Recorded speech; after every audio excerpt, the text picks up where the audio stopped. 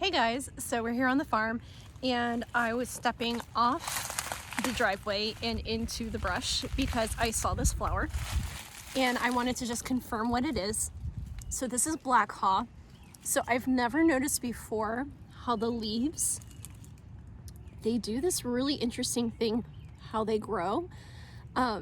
They've got these little bitty things that grow out. I need to learn more about them. But this is a black haw and it is part of the viburnum family.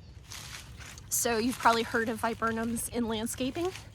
Same family or same created kind, just a different thing. Black haws are edible. The drupe, I believe it's called, the fruit is around a single seed, but it's not a lot of fruit and it's a lot of seed. But they are technically edible. They say that they're better after a frost. I really couldn't tell you if they're better or not, but they're edible, and so it's a really fun plant to have here because I've started noticing that these have been popping up everywhere. So there are a lot more of them on the farm than I thought we had, but that is not the exciting find of today because we are just in a fence row. This is an old fence here that has not been cleared out because the barbed wire is actually in trees. Trees have grown around it, so it's really hard to pull out. You can't just yank on it with a tractor because it's inside of trees. So, you know, and oh, this is something you should know. You should probably be watching out for branches like that and making sure that they're not going to be falling on your head or anything.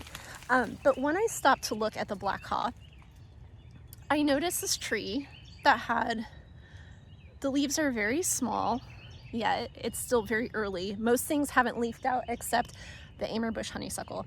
That's the green stuff you're seeing, non-native invasive. But this tree has the coolest flowers. And I was thinking, what is this? I've never seen this before. Guess what it is? This is pawpaw. I'm so excited because we have a stand of pawpaws back on another part of the property. I have never seen a pawpaw flower.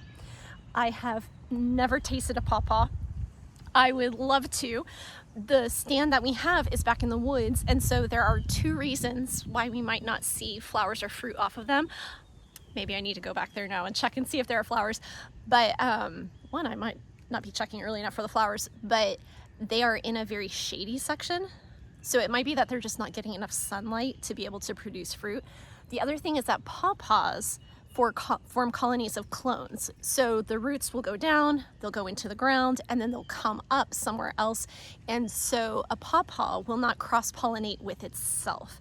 It needs a genetically slightly different pawpaw for it to actually set fruit. So I am so excited to see this pawpaw here in the fence line. So this is what we do.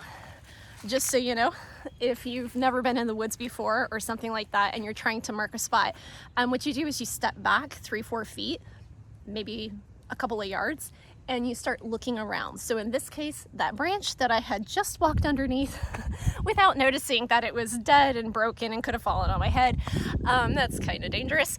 That is right there as a marker. So this is a wild black cherry tree, which actually, it looks dead, but it isn't. There are some branches going on up that are actually healthy and good, but it's got that unique knot where the branch broke off. So that's one thing. Also, this is a bit of a gap in the fence. I should turn around so you can see. This is what I'm looking at. So there's that branch coming down, but it's got a pretty unique knot there.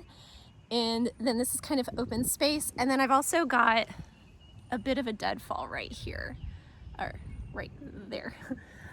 Behind, which this tree might be dead too, but we're not sure. It's still spring, so not everything has been coming out yet, but it's exciting. It's an exciting find, especially when you find a genetically different tree, because that lets me know, hey, I think of pawpaws as understory trees. I would not think of it as doing well along this fence line, but this fence line has ideal conditions, and somewhere something has eaten a pawpaw and has deposited a seed here that has grown. So there might be hope in the future.